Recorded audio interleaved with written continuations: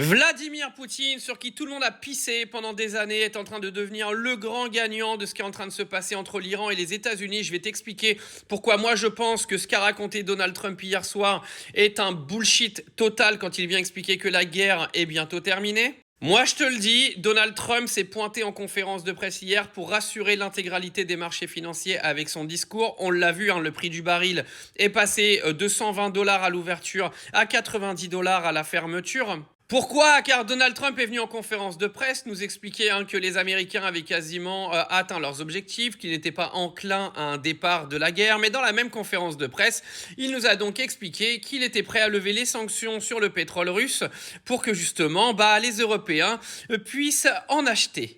Je tiens à rappeler, pour ceux qui n'ont pas suivi, que les sanctions sur le pétrole russe ont justement été mises en place pour éviter à la Russie de gagner de l'argent pour avancer dans son conflit contre l'Ukraine. Donc Donald Trump est en train de foutre tout en l'air dans ce conflit entre la Russie et l'Ukraine. Cette décision vise à faire chuter le cours du pétrole, comme ses premières déclarations d'hier soir, qui visent également à faire chuter le cours du pétrole. Mais ça s'est pas arrêté là. Il a déjà permis à l'Inde, qui avait arrêté d'acheter du pétrole russe depuis un petit moment, il a permis à l'Inde, pendant un mois, d'aller acheter du pétrole russe et leur a donné l'autorisation. Donc clairement, le grand gagnant, il est là, il s'appelle Vladimir Poutine, c'est bien pour ça qu'il s'est pas impliqué directement avec l'Iran. Ah il est pas con, tonton Vlad. Et pourquoi il fait ça, Donald Trump? Parce qu'il sait très bien que l'opinion publique aux États-Unis est en train de se retourner contre lui, parce que les Américains étaient absolument contre cette guerre en Iran.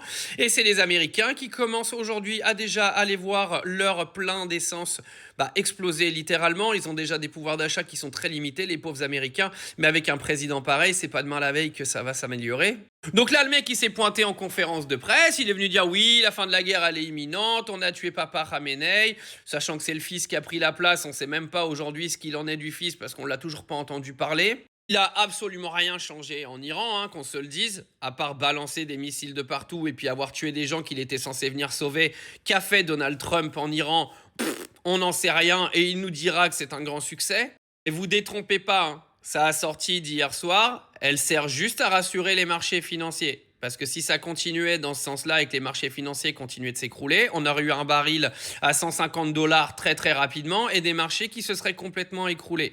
Donald Trump est le roi en fait pour manipuler les marchés financiers. On l'a vu avec la crypto au moment où il a été élu président. Parce que pour tous ceux qui espéraient que Donald Trump les rende riches avec la crypto-monnaie ont vite compris qu'il a bien fourré tout le monde. Bon, lui, il s'en est mis plein les poches en vendant tous ses Ethereum. Ceux qui n'ont pas capté, son fils a balancé plusieurs dizaines de millions d'euros dans des investissements sur le baril de pétrole au début de la guerre. Bon, on va pas commencer à spéculer sur combien il a gagné en ayant fait monter le baril à 120 $, mais ça c'est autre chose. À mon avis, son fils, il risque de réinvestir un petit peu maintenant, parce que je pense qu'il a vendu au bon moment. Enfin bref, mais tout ça pour dire que les déclarations de Donald Trump, faites-y vraiment attention, et tout ça pour dire qu'aujourd'hui, le grand gagnant, il s'appelle Vladimir Poutine, et comme d'habitude, c'est toujours lui qui l'emporte.